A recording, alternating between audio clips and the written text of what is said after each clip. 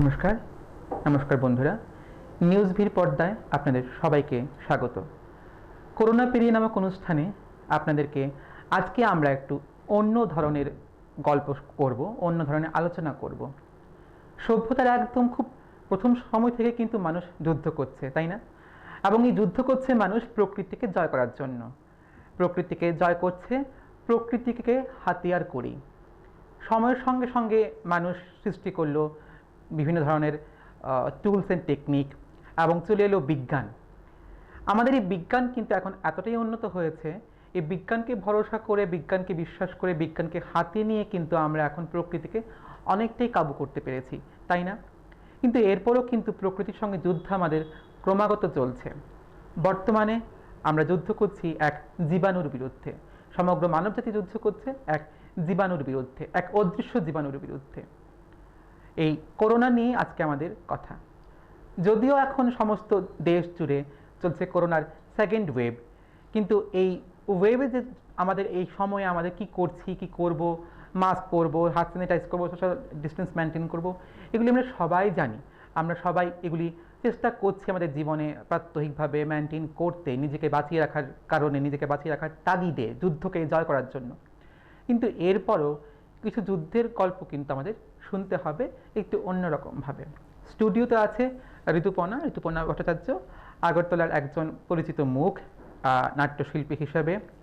Corona যখন প্রথম দিকে ছিল গত বছর, তখন ঋতুপর্ণা ছিল করোনা আক্রান্ত। করোনার ওই সময় শুধু আক্রান্ত না, করোনা ওই সময় অন্তঃসত্ত্বাও ছিল। তার গল্পটা একদম অন্যরকম গল্প, যুদ্ধ জয়ের গল্প।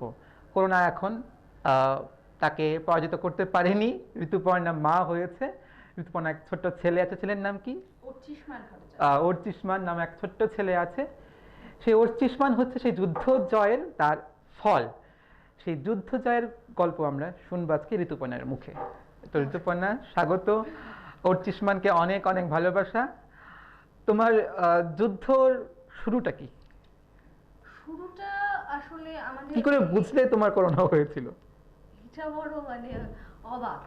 কোনো জ্বর বা এরকম সিম্পটম? এরকম কোনো কিছু নয়, মানে অন্তঃসত্ত্বা হলে লোকের যা যা হয় একটা মহিলার, আমারও তাইটাই হয়েছে।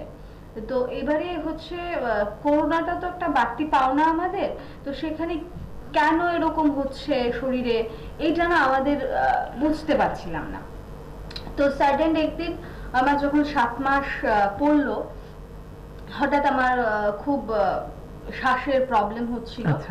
তো হঠাৎ করে রাত্রিবেলা আমি আইজিএম এ যাই, এবং আইজিএম এ যখন যাই, ওনারা ভর্তি করানোর আগে আমাকে করোনা টেস্ট করায়। নিয়ম রুটিন টেস্ট যেটা ছিল, এখনো আছে।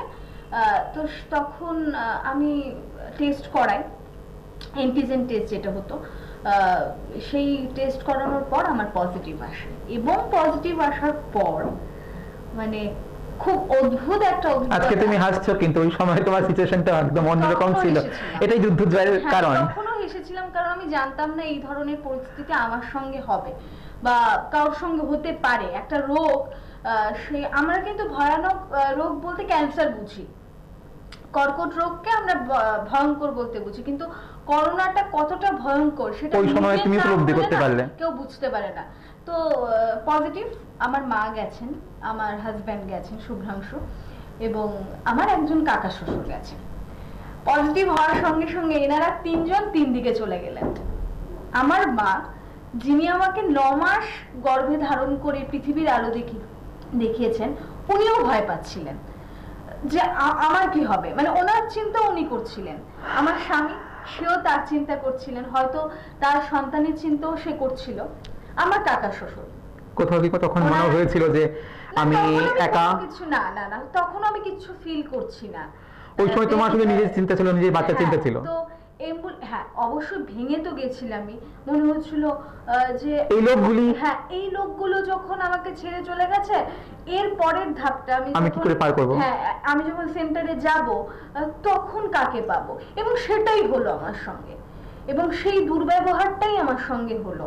আমি গেলাম অ্যাম্বুলেন্সে, এবং ভগৎ সিং এ যাওয়ার পর 6.5 ঘন্টা একটা অ্যাম্বুলেন্সে অন্তঃসত্ত্বা সময়ে 7 মাসের অন্তঃসত্ত্বা, মানে যেখানে বলে Peak hours চলছে তোমার। প্রেগন্যান্সি 3rd সেমিস্টার, সেখানে আমি কোন রকম টয়লেট করতে পারিনি। এবং অ্যাম্বুলেন্সে যিনি ড্রাইভার ছিল একজন ট্রাইবাল একজন দাদা ছিল, অসাধারণ ব্যক্তিত্ব। মানে আমি এনার সঙ্গে ভগবানের দূত আমার দ্বিতীয়বার কোনোদিন দেখা হবে কিনা বা উনি আমাকে চিনবেন কিনা, ওনাকে চেনার তো আমার কোনো উপায় নেই, উনি কিট পরেছিলেন। তুমি তখন মানে হ্যাঁ, সেই তখন অবস্থায় ছিল না উনি তুমি? সেই আমাকে ঢোকানো পর্যন্ত, মানে আমি 1:30টায় গেছি, 6:30 অবধি উনি এখানেই মানে ওই জায়গাটাতেই ছিলেন। ভাবো ওনার কি স্বার্থ। আর আমি তো ক্রমাগত ফোন করেই যাচ্ছি, একে ফোন করছি ওকে ফোন করছি, মানে ঢোকার জন্য। মানে ওই সময় তোমার সঙ্গে শুধু তুমি ছিলে, ফ্যামিলি মেম্বার? শুভ্রাংশু আর আমার মা গাড়িতে ছিল, সামনের গাড়িতে। হ্যাঁ, ওরাও তো আর ঢুকতে পারছে না, ওদেরও তো নিয়মের ইয়েতে। তো আমার এর আগে একজন জেঠু ছিল, যিনি খুব শ্বাসকষ্ট হচ্ছে, ওনাকে জীবিতে দিয়ে আবার আমাকে ওখানে নিয়ে আসা হয়। এবং আমি খুব অদ্ভুত ভাবে রবীন্দ্রসঙ্গীত গাইতে গাইতে জেঠুকে নিয়ে জীবিতে, মানে কোথাও একটা ভরসা নিজেকে শক্ত রাখার জন্য রবীন্দ্রসঙ্গীত বলতে বলতে আমি গেলাম। আমি তখনও জানি না এরকমটা হতে পারে আমার সঙ্গে। আমি ভগৎ সিং এ গেলাম, ডাক্তার দেখলো। ওই সময় তোমার কোনটা চিন্তা ছিল, তোমার রোগ না বাচ্চা? অবশ্যই আমার বাচ্চা, আমার ভেতরে যে প্রাণটা আছে তার কি হবে। কারণ আমি তো এই পৃথিবীর সমস্তটা দেখতে পারিনি, যদি অর্ধেকটা দেখা হয়েছে। আমি জানি না পরবর্তী কি, তার তো কিছু দেখা হয়নি। তার তো শুরু, মানে তাকে আমি পারবো তো দিতে জন্ম, মানে সেইটা কোথাও একটা আটকা ছিল। আমি গেলাম, আমি ভর্তি হলাম ওখানে। তারপরেও ওনারা আমাকে টয়লেট করতে দিচ্ছে না। আপনি পজিটিভ, আপনি যেখানে সেখানে টয়লেট করতে পারবেন। এদেরও তো নিয়মের ঘেরাটক ছিল একটা। না তবু তখন আমার মনে হচ্ছিল আমি কি করব, পারবো তো। তখন ভারী ভারী কয়েকটা ব্যাগ নিয়ে 3 তলার উপরে উঠলাম। যখন নাকি ওই সময়টা বাড়ির প্রত্যেকে প্যাম্পার করে যে নতুন একজন সদস্য আসবে, মুড সুইং ওই সময় খুব একটা প্যাম্পার করে। তারপর ওখানে গিয়ে যে পরিস্থিতি আমি দেখলাম, ভাইরাল হলো আমার ভিডিও, আমি ফেসবুক লাইভ করলাম। তখন তো মানে আর এইটা আর হয়তো সকলকে বলার কিছু নেই, সবাই দেখেছেন, যারা দেখেননি, যারা অনেকেই বলেছেন ওই সময় তোমার যে কষ্টটা, সেটা না। তখন আমি ভেবেছিলাম এই যে করোনা, সেটা তো আমি ফিল করতে পারছি, আমার গন্ধ আছে, সব আছে। শ্বাস কখনো কখনো বাচ্চা যখন মায়ের পেটে থাকে, মুভমেন্টের সময় ওঠে, তখন একটু শ্বাসের প্রবলেম হয়, এটা ডাক্তাররাই বলে থাকেন। তো ওটা যে করোনার সঙ্গে রিলেটেড সেটা তো আমি বুঝতে পারছি না, আমি কনফিউজ। তুমি আমাকে মানে কালকে যখন ফোনে কথা বলছো, তুমি বলেছিলে যে মা তো সবাই হয়, ও বলছিল আমাকে মা তো সবাই হয়, বা মা হতে তো সবাই চায়, প্রত্যেকটা মহিলা চায় মা হতে, কিন্তু এই করোনা পিরিয়ডে যারা মা হচ্ছে, এদের মা হওয়াটা একদম অন্যরকম মা হওয়া। ডেফিনেটলি, কারণ এই ব্যাপারটা আমার মা এবং আমার শাশুড়ি, এনারা যখন মা হয়েছেন, নরমাল একটা বায়োলজিক্যাল প্রসেসে প্রকৃতির নিয়মেই চলে গেছে, ওরা পদ্ধতি ছিল।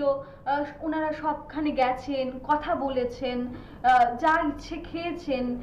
যাদের বাড়িতে একটা নিয়ম থাকে, একটা রিচুয়ালস থাকে সাধের, হ্যাঁ, সেখানে এখন তো সেটা নেই। এখন তুমি বন্দী হয়ে থাকবে, আর মানে তোমার সব ছিল, হঠাৎ করে একটা নিয়ম, মানে এটা আমার কিছুই ছিল অদৃশ্য একটা ইয়ে ছিল। প্রথম থেকে মানে 7 মাসের প্রথমটা সময়, না, আমি প্রথম থেকে, মার্চের থেকেই তো লকডাউন দিয়ে দিল না, একদম প্রথম পিরিয়ড থেকেই তো আমি ঘরবন্দি। আমি কিছু মানে নিউজেও তো নেগেটিভ, সবাই করোনা পজিটিভ, মরছে, মানে করোনাতে না মরলেও 2020টা প্রচন্ড ভাবে নেগেটিভ গেছে, কিছুই তো পজিটিভ ছিল না। শুধুমাত্র করোনা পজিটিভ ছাড়া কিছুই পজিটিভ না। তো সেখানে কোথাও একটা ডিপ্রেশন কাজ ছিল। তাছাড়াও মানে ওখান থেকে যখন আমাকে জীবিতে স্থানান্তর করা হলো, আমি গল্পটা শুনতে যাব তোমার জয়ের। এই যে নেগেটিভ তো সব ছিল, পজিটিভটা কি ছিল? পজিটিভ বন্ধু বান্ধব, ডাক্তার, যেমন এই যে তুমি বললে তোমার একটা ড্রাইভার ভাইয়ের কথা বললে, যাকে তুমি হয়তো আর কোনোদিন দেখবে না। এই যে কিছু কিছু লোক যারা কোথাও না কোথাও দাঁড়িয়ে ছিল, একজন মানুষ যে আমার একদম শেষ অবধি, মানে আমার ছেলে হওয়া অবধি দাঁড়িয়েছিল। পরিবারের সদস্যর কথা তো বলবোই, আমার মা মানে আপ্রাণ চেষ্টা করেছে আমাকে ভালো রাখার, নিজের হয়তো আমি যখন কোয়ারেন্টাইনে ছিলাম, হাসপাতালে ছিলাম, উনি তখন যেতে পারেননি, এটা হয়তো কোথাও একটা বাধা ছিল। কিন্তু এর পরে উনি যা করেছেন, আমি খুব ব্লেসড। কে? আমার মায়ের জন্য, আমার মায়ের জন্য আমি খুব ব্লেসড। তো সেখানে হাজবেন্ড করবে, দে আর বাউন্ড টু ডু, মানে এরা হয়তো দায়িত্ব, হয়তো সেই পরিস্থিতিতেও তো ওর কাছে নতুন, প্রত্যেকের কাছে নতুন। আমি মা হয়েছি, আমরা মেন্টালি কেউ প্রিপেয়ার ছিলাম না, আমরা না, এখন আমরা মেন্টালি এতটা প্রিপেয়ার্ড না, কি না সেটা কোথাও মানে একটা প্রশ্নবোধক চিহ্ন ছিল। তারপরে যার কথা না বললেই নয়, আমার একজন মানে দাদা, তিনি আমার সম্পর্কে ভাসুর হন, ভাসুরের বন্ধু হন, রানা গোপাল চক্রবর্তী, উনি আইনজীবী একজন। উনি যেইভাবে আমাকে সহযোগিতা করেছেন, মেন্টাল বুস্ট আপ না সশরীরে গিয়ে, ওই সময় জীবিতে গিয়ে আমি পজিটিভ, আমাকে খাবার দিয়ে আসতো। একটু ভাবো তো, ঘরে বৃদ্ধ বাবা আছে, এনার কথাও চিন্তা করেনি। আমি যখন নেগেটিভ হয়ে এলাম, ওনারা মানে উনি সঙ্গে সঙ্গে ছিলেন আমার, ডাক্তার দেখানো, কি খাচ্ছি কি না খাচ্ছি, কারণ আমার বাড়ি প্রত্যেকেই তো কোয়ারেন্টাইনে ছিল তখন। তখন রানাদা যেভাবে পাশে দাঁড়িয়েছে, মানে আমি হয়তো ওনার ঋণ শোধ করতে পারবো না, কখনো না। আমি এখন ভাবি, রানাদা যদি কখনো কোনো প্রবলেমে পড়ে, আমি কি করে করতে পারবো, আমি কতটুকু করতে পারবো, এইটাই আর কি। ডাক্তারদের কথা তোমার কেমন মনে হয়? ডাক্তাররা সাহায্য তো অবশ্যই করেছে, কিন্তু একজন ডাক্তারের কথা, বিশেষ কোনো ঘটনা, মানে কিছু কিছু ডাক্তারের থেকে আমি যে সহযোগিতাটা পেয়েছি, যেমন ফার্স্ট পেইন উঠলে রাত্রি 12টার সময় যখন শ্বাসকষ্ট হতো, এনারা সবাই সিরিয়াস পেশেন্ট, তার মাঝখানে আমাকে ছুটে আসতো দেখতে।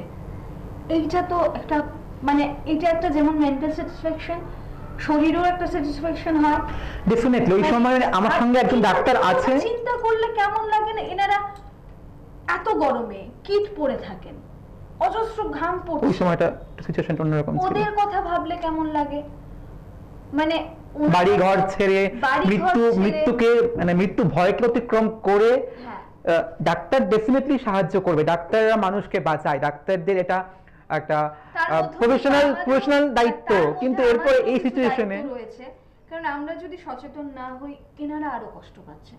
এটা সত্যি কথা, মানে আমাদের যে লোকগুলো আমাদের জন্য ছুটে আসছে, আমাদের দায়িত্ব থাকে। আমরা কথা বলতে বলতে বলে এনারা তো আমাদের জন্যই করবেন, এনাদের জন্য তো আমরা করব। একদম, যেটা আমি বলছিলাম যে ডাক্তারদের তো অবশ্যই প্রফেশনাল দায়িত্ব আছে মানুষকে বাঁচাবার, কিন্তু আমাদেরও তো দায়িত্ব আছে ডাক্তারকে সহযোগিতা করার।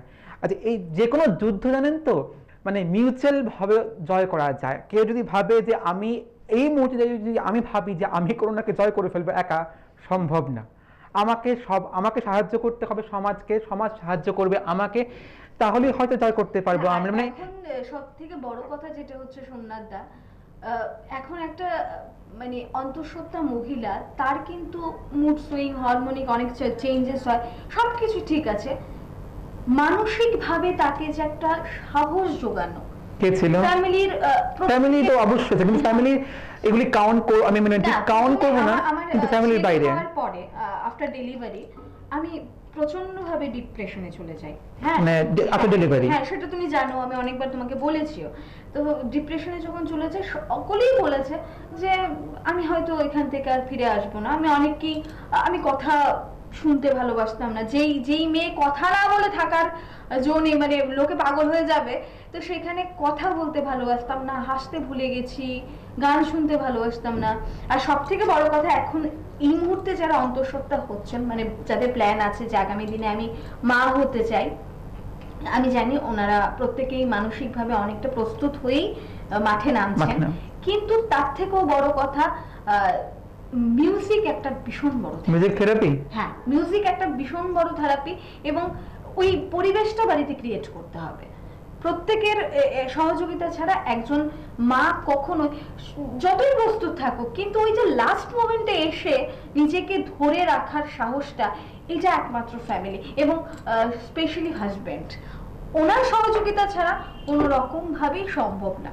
কারণ একটা মা, তুমি ভাবো যারা কর্মজীবী মা থাকে, যাদের 6 মাস একটা ছুটি পায় বাচ্চার জন্য, এখন তো এনাদেরও কাজে ফিরতে হচ্ছে, করোনা, বাড়িতে গিয়ে আবার বাচ্চা রাখতে হচ্ছে, এনার জন্য রিস্ক হচ্ছে।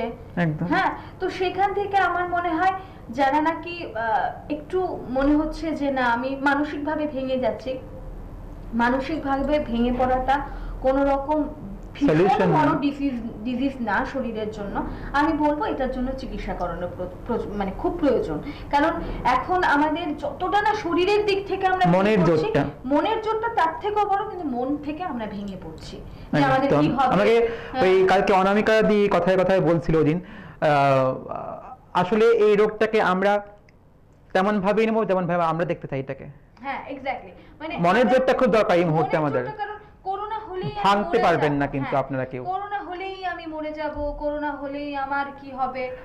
হ্যাঁ, এটা হতে প্রথম পারে প্রশ্ন যে করোনা আমি হবেই করোনা কেন আমরা? positive, আমি করোনা পজিটিভ। ধরুন আমার ঘরে আমার বাবা রয়েছে, এটা আমি যেটা ফিল করেছি বা আমি যেটা আমার অভিজ্ঞতা দিয়ে, তো সেখানে আমি করোনা পজিটিভ, আমি সেটা লুকোবো না। আমি সোশ্যাল মিডিয়া এখন ভ্যাকসিন দিলেও সোশ্যাল মিডিয়াতে পোস্ট করে লোকে, বা পজিটিভ হলেও পোস্ট করে। আমি বলবো যে অন্তত পক্ষে যেই মানুষটা 60 ঊর্ধ্ব বা ঘরে বাচ্চা থাকলে আপনি ওই জায়গাটা, ওই প্লেসটা ছেড়ে দিন, আপনি নিজেকে কোয়ারেন্টাইন করুন, দরকার হলে বাড়ি ছেড়ে দিন, সেন্টারে থাকুন। কারণ আপনার যেটা হয়নি ওই শিশুটার বা ওই বৃদ্ধ মানুষটার হতে পারে। সুতরাং আপনি কখনো নিজেকে ক্ষমা করতে পারবেন না, কিন্তু মানে ওইটা হলে যে আমার জন্য এটা হলো।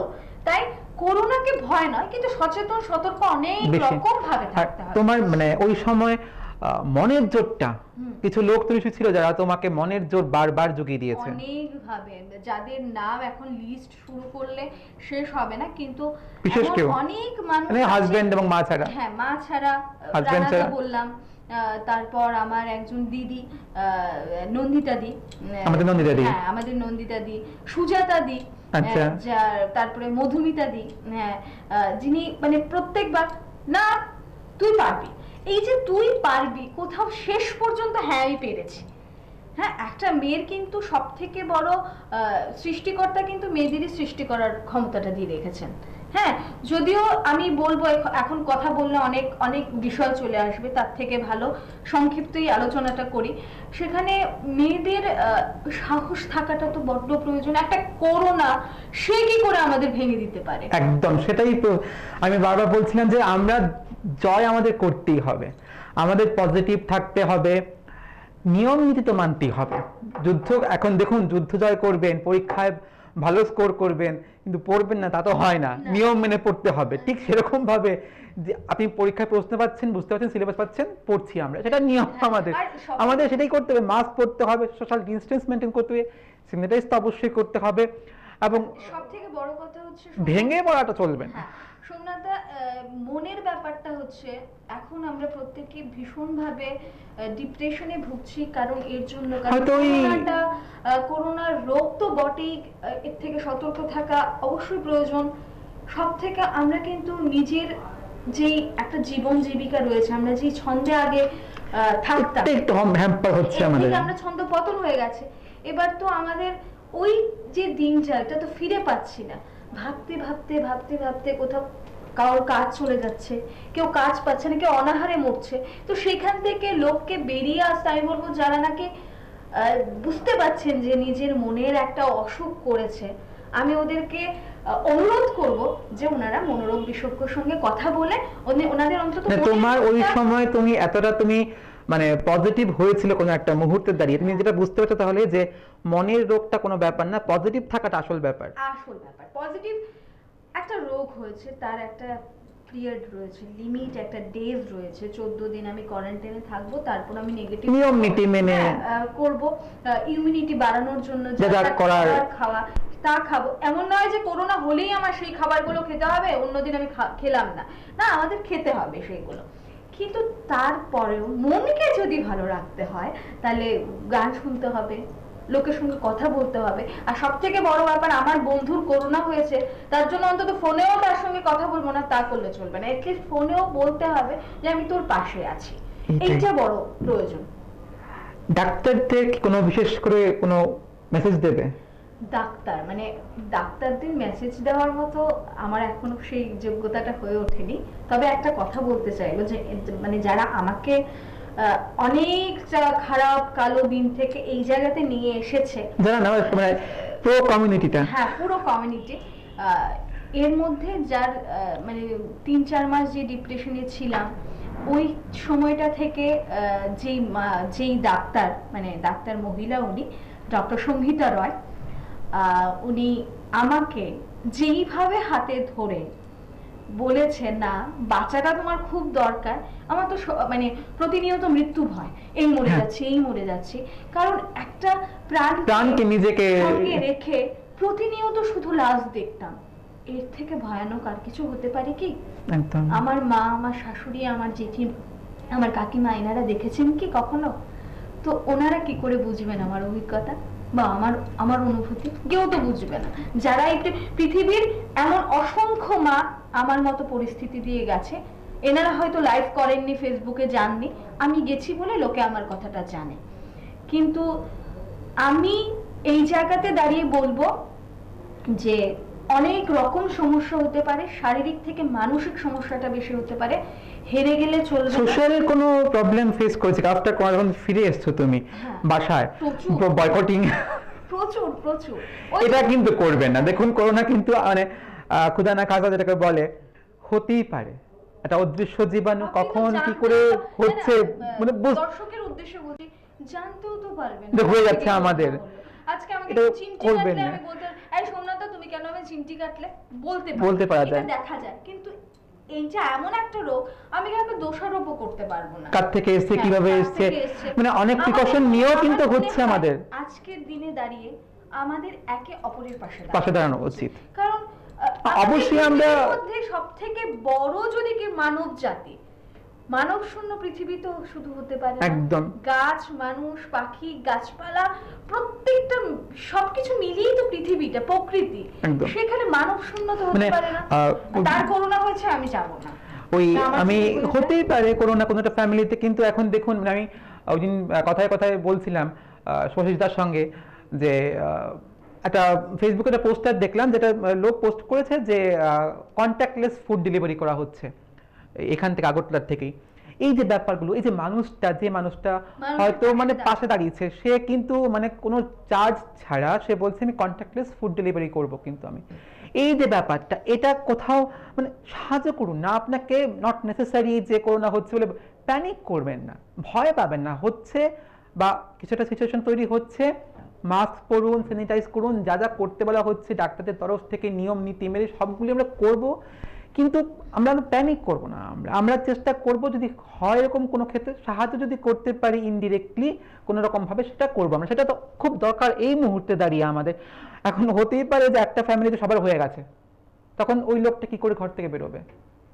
একে কি তাহলে আপনার পুরো বয়কট করে দেবেন? বা 14 দিন পরে যখন লোকটা বেরিয়ে এলো, পুরো বয়কট করে দেবেন? আমরা পুরো বয়কট করে দেবো, কথা বলবো না, ফ্যামিলিতে যাবো না। তার মানে বয়কট করা না, মানে লোকটা কিন্তু সাহায্য করুন, দূরে থেকে সাহায্য করুন, সেটাই বলছিলাম। একেবারে যে করোনা হয়েছে 14 দিন পরে ওর নেগেটিভ হয়ে গেছে, তার কোলে উঠে ধীরে করে আসতে শুরু করে দিলেন, তা একদমই না। কিন্তু তার দূরে নেগেটিভ হলে অবশ্যই আরো কয়েকদিন ওকে মেইনটেইন করতে উচিত। হ্যাঁ, কিন্তু ওই যে আমাদের যে একে অপরের পাশে থাকার ব্যাপারটা, সেটা মেইনটেইন, সেটাই বললে একই কথা যে যার কেউ হয়ে থাকে, যদি কারো হয়ে থাকে বা যারা হচ্ছে, এরা তো ডেফিনেটলি 14 দিন পরে একদম ধীরে করে বের হবেন না, একদম মানে সোশ্যাল মানে যেটাকে বলে মিক্স আপ, সেটা তো অবশ্যই একটু নিজেকে একটু বাঁচিয়ে চলবেন, কেননা কে জানে কি আছে এখনো। যেহেতু থার্ড ওয়েভটা বাচ্চাদের জন্য একটু কারণ বাচ্চা মানে আফটার 6 মান্থ 7 মান্থ পরে বাচ্চাদের আস্তে আস্তে একটু বিকাশের দিকে, মানসিক বিকাশের দিকে, কিন্তু ওকে যদি একেবারে কোয়ারেন্টাইন করে রাখা হয়, বাচ্চা বের করবো না, কারোর হাতে দেবো না, বাচ্চাও কিন্তু আস্তে আস্তে ওই মানসিক বিকাশটা হবে না। তার জন্য বাড়িতে মা বাবাদের একটা পরিবেশ ক্রিয়েট করতে হবে একদম। সেখানে আমি কোন রকম সাজেশন দিতে বসিনি, যদিও সেটা আমার নিজস্ব অভিজ্ঞতা, আমি আমার বাচ্চার সঙ্গে করে থাকি। তার জন্য বলবো, বাচ্চাকে ভয় ভীতি দেখিয়ে যে একটা বাচ্চা কথা বলতে পারে না বলে সে কিছু বোঝে না, তা কিন্তু না। এখন বাচ্চারা প্রচন্ড ফাস্ট, আমার থেকে অনুভূতি তো সবখানি আছে। তো সেখানে বাচ্চাদের ক্রিয়েট করতে হবে সেই পরিবেশটা বাচ্চাদের জন্য, যে আমার বাচ্চা সেখানে ভালো থাকবে। বাড়িতে হোক, ক্রিয়েট করুন। ঠাম্মা দাদু যারা আছেন, মানে এরকম না ঠাম্মা একটা কাশি দিল, করোনা হয়ে গেল, ব্যাস আর ঠাম্মা থেকে সরিয়ে আমি ঘরে নিয়ে রাখলাম, নট দ্যাট, যতক্ষণ না পর্যন্ত ডিক্লেয়ার হচ্ছে যে করোনা পজিটিভ ততক্ষণ রাখতে পারেন। আর বাচ্চাদের জন্য আমি বলবো এখন যেহেতু 7-8 মাস 1 বছরের বাচ্চা, ডাক্তারও বলে থাকেন মায়ের ব্রেস্ট ফিড বাচ্চার জন্য সব থেকে বড় Important. ইমিউনিটির কারণ। মানে সেখানে আর ভয়ের কিছু নেই, শুধু মানুষ থেকে একটু দূরে রাখতে হবে। সেটাই। হ্যাঁ, যে ওই যে গেলে একটা গালে ধরা, বাচ্চা দেখলেই তো সকলে একটু আদর করতে চায়, সেই আদরটা কিছুদিনের জন্য আমি একটু সাইডে রেখে বাচ্চাকে একটু সুরক্ষিত রাখা। তোমার এই যুদ্ধ জয়টা কিন্তু একদম অভূতপূর্ব জয় ছিল, এবং যুদ্ধ জয়ের পরে তোমার কাছে যে উপহারটা এসছে সেটাও একদম তোমাকে এখন পরিপূর্ণ করছে। এখন সেটা বলবো না, কারণ এখনো পৃথিবী সুস্থ হয়নি, এখনো ভয়ঙ্কর পরিস্থিতির মধ্যে দিয়ে আমরা যাচ্ছি। তো তাই বলবো দেখি শেষটা কি হয়। ভালোই হবে, মানুষ জাতি সবকিছুকে উত্তরণ করতে পারে। মানুষ আমাদেরও ভালো থাকতে হবে, আমাদেরও বুঝতে হবে যে গাছ কাটলে কিন্তু চলবে না। এটা তো সত্যি কথাই। তো সব কথার শেষ কথা একই কথা বারবার বলবো আমরা, মানুষ জাতি সমস্ত কিছুর ঊর্ধ্বে নিজেকে উত্তরণ করে দাঁড়াতে পারবে। শুধু এই কটা সময় কঠিন সময় চলছে, কঠিন সময়ে কিছু কঠিন আমাদের নিয়ম মানতে হচ্ছে, নিয়মগুলি মানুন, পজিটিভ থাকুন। যদি কোনো বন্ধুর সঙ্গে কিছু হয়, আক্রমণ হয়, অন্তত ফোনে যোগাযোগটা রাখুন, চেষ্টা করুন সাহায্য করতে বিভিন্ন রকমভাবে ইনডিরেক্টলি, এখন অনেক কিছুই টেকনোলজির সাহায্য নেওয়া হচ্ছে, করুন। পজিটিভ থাকুন, নিজে সুস্থ থাকুন, অন্যকে সুস্থ রাখুন, এবং পৃথিবী যখন সুস্থ হবে আবার নতুন আলোতে নতুনভাবে আমরা সবাই আবার যুদ্ধ জয়ের নতুন উল্লাসে মেতে উঠবো আমরা আবার, তাই তো? তোমাকে ধন্যবাদ ঋতুপর্ণা আমাদের স্টুডিওতে, এবং অর্চিষ্মান, অর্চিষ্মানকে আমার অনেক অনেক ভালোবাসা। নতুন ভাবে অর্চিষ্মান আবার নতুন কোনো যুদ্ধ জয়ের গল্প করবে ভবিষ্যতে। ধন্যবাদ।